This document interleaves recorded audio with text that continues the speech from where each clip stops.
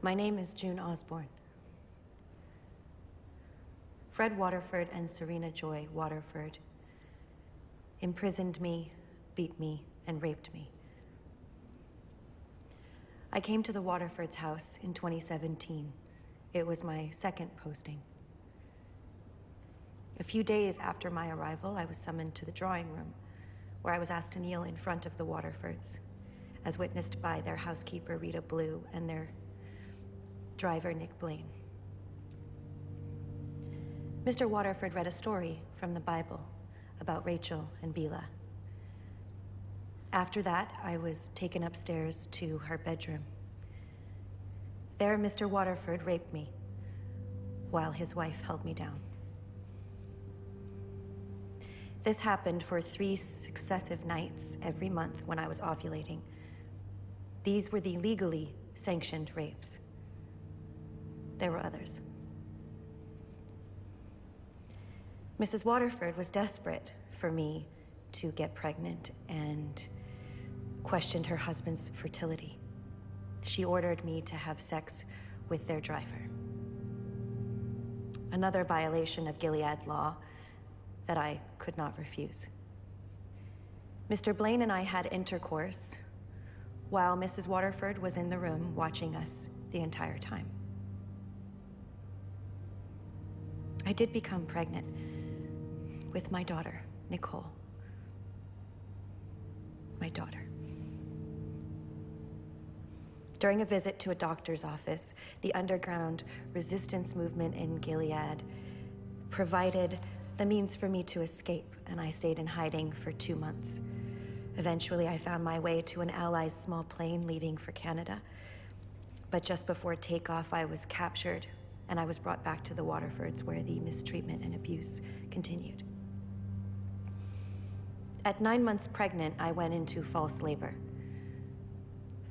For this, Mrs. Waterford was very angry with me and felt embarrassed in front of her friends who had gathered to witness the birth.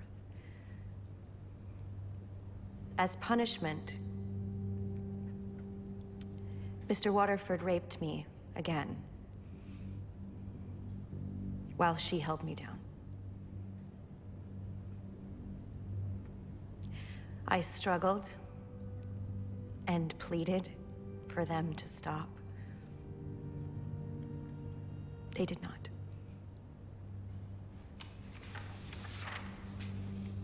After I gave birth, the Waterfords forbid any contact with my daughter, Nicole, although I was still expected to provide breast milk for her. Eventually, I managed to convince them to let me spend some time with her.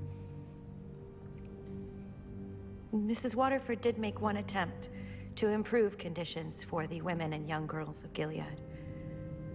She appeared in front of the Commander's Council and read out loud from the Bible.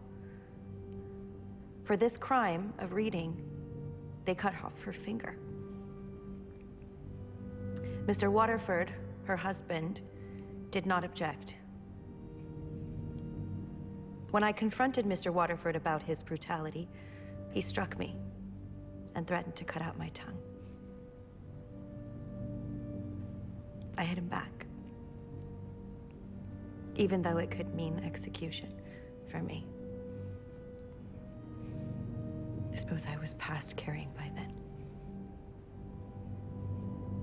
Later, with the help of Rita Blue and other housekeepers in the neighborhood, I had a second opportunity to escape Gilead, this time with my daughter, Nicole. But I couldn't leave my other daughter, Hannah, behind. So I stayed to try to save her. To bring her back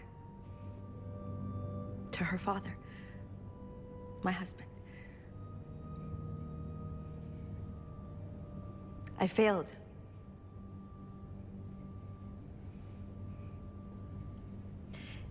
This time when I was captured, I was sent to a new household where Mr. and Mrs. Joseph Lawrence did not subject me to any rapes, at great risk to their own lives. But Mr. Waterford later arranged for me to be raped by Mr. Lawrence as a test of loyalty. The Waterfords drank coffee, while upstairs, I had sex with Mr. Lawrence against both of our wishes in front of his wife.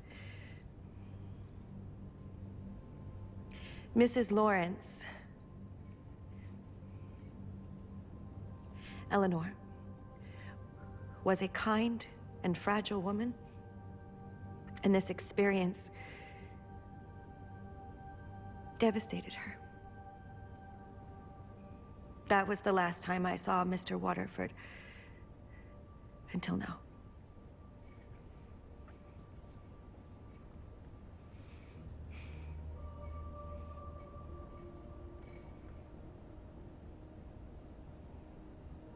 I am grateful to be speaking to you today. But mine is just one voice. Countless others will remain unheard, imprisoned by men like Fred Waterford. Women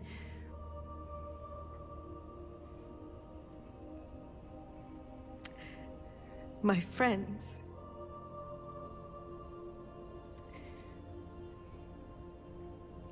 who lost their lives and can never be heard.